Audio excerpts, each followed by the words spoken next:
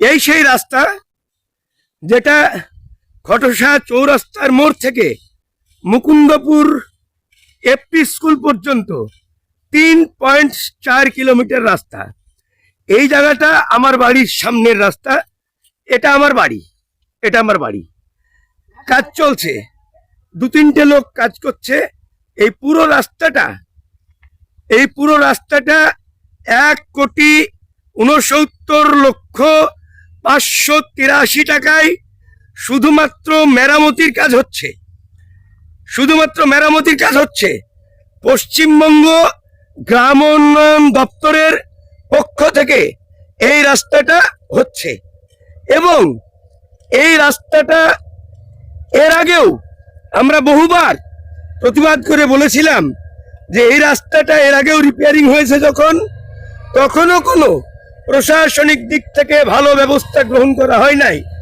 দেখুন, একটা পুকুর পাড়, রাস্তা ভেঙে চলে গিয়েছে পুকুরের পাড় বাঁধাই না করে এখানে বাড়ির মধ্যে রাস্তা ঢুকিয়ে দেওয়া হচ্ছে। দেখুন, একটা রাস্তা তার একটা নির্দিষ্ট শিডিউল থাকে।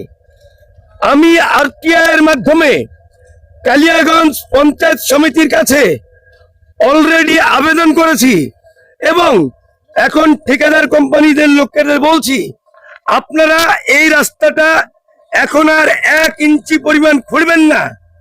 এটা জনগণের স্বার্থে, এটা এই পাড়ার মানুষের স্বার্থে এবং পরিষ্কার বলছি যে এই রাস্তা আগে আপনারা শিডিউল টাঙান, আগে গভর্নমেন্ট অফিসাররা আসুক, ইঞ্জিনিয়াররা আসুক, তারা দেখুক, রাস্তা সার্ভে করুক, পয়েন্ট টু পয়েন্ট সার্ভে হোক।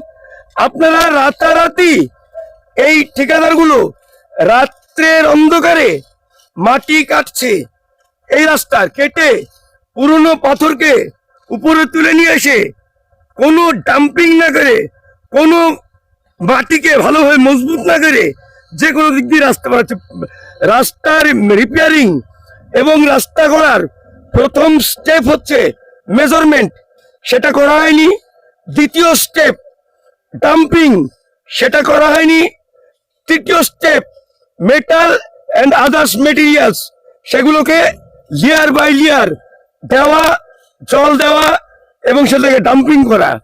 এই রাস্তাটা 15/12/2025 তারিখে শুরু হওয়ার কথা ছিল। এই রাস্তাটা শুরু হয়েছে 9/1/2026 সালে, অর্থাৎ এস্টিমেটেড স্টার্টিং টাইমের অনেক পরে। এই রাস্তার জন্য একটা বোর্ড লাগানো হয়েছে এখানে, সেই বোর্ডে স্টার্টিং টাইম দেওয়া আছে, এন্ডিং টাইম, রাস্তা কবে শেষ হবে সেই কথাটা লেখা নেই। এর বিরুদ্ধে এই রাস্তার কাজ এখন থেকে এখানে আপনারা বন্ধ করুন, একটু প্ল্যান করে দিয়ে যান। আমি বিডিও সাহেবকে কমপ্লেন করে এসেছি, রাস্তার শিডিউল আপনারা টাঙান, রাস্তা ভালোভাবে করুন, আমরা আপনাদের সহযোগিতা করব।